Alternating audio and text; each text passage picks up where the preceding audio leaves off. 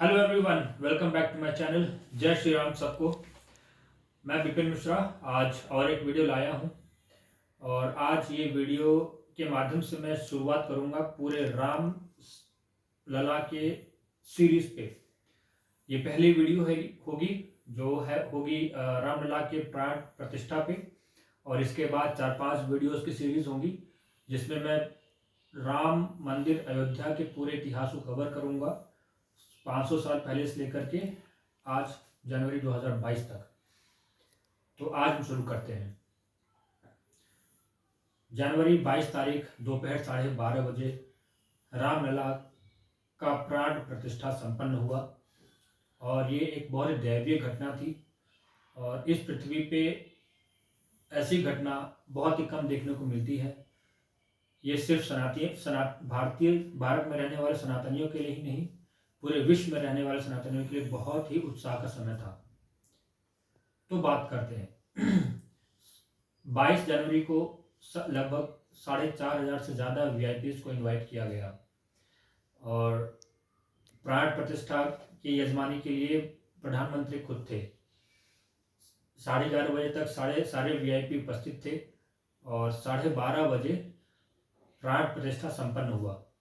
ये कहते हैं कि जैसे ही राम भगवान की आंखें जब खोली गई तो एक परम आनंद का वेव सा उत्पन्न हुआ और वहाँ पे जितने भी लोग थे, खास वो लोग जो राम मंदिर आंदोलन से डायरेक्ट जुड़े थे और उनकी सेवा में कार्यरत थे, वो भावुक हो गए। मैं यूट्यूब चैनल्स देखता हूँ और उन्हें देख के ये समझ में आता है कि जो कैमरामैन थे, जो एंकर्स थे और ख़ास जो साधु संत थे, सब भावुक हो गए। वो भाव एक आनंद का था। और मैं अपनी बात करूं, हम भी टीवी के सामने थे, हाथ जोड़ के खड़े थे और जब हमने रामलला की तस्वीर को पहली बार देखा तो मन तो प्रसन्न हुआ और उन्हें देख के ऐसा लगा जैसे कुछ रामलला कुछ कह रहे हों। बहुत ही अद्भुत पल था। उस दिन तो सिर्फ 4,500 से ज़्यादा वीआईपीज आए थे। सभी ने आशीर्वाद लिया और रामलला की मंदिर अगले दिन आम नागरिकों के लिए खोल दी गई। 18,500 करोड़ से बनी ये मंदिर 22 तारीख को विश्व के लिए समर्पित हो गई। और ना सिर्फ भारत में, देश विदेश जहाँ भी सनातनी भारतीय रहते हैं, चाहे वो सिडनी की बात करें, USA, Canada, Mexico, Mauritius, Taiwan और न्यूजीलैंड, सारे भारतीयों ने खुल के इस महोत्सव को मनाया। जिस तरह का माहौल था उस दिन, लगा कि आज दिवाली हो। खैर, दिवाली वाला मौसम था ही क्योंकि रामलला वापस आ गए थे अपने घर। और थोड़ा बात करते हैं विदेशों में कैसे मनाया गया।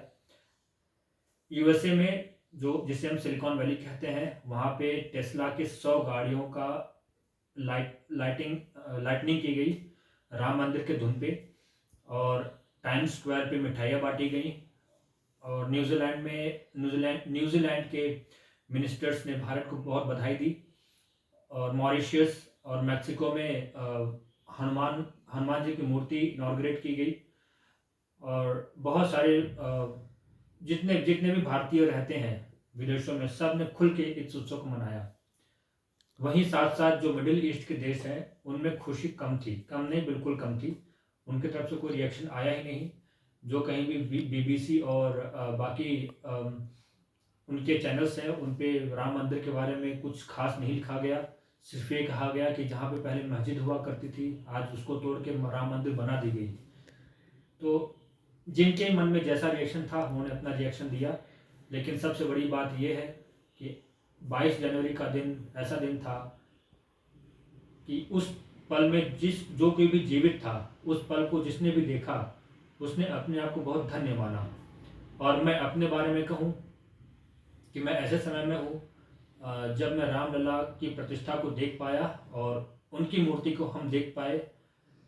और अब ये है कि रामलला आ गए, अब वो टेंट में नहीं रहेंगे। अब भारत यहाँ से अपने विकास की गाड़ी को और रफ्तार देगा और भारत विश्व गुरु बनने के लिए अब तैयार है। जय श्री राम, जय हिंद।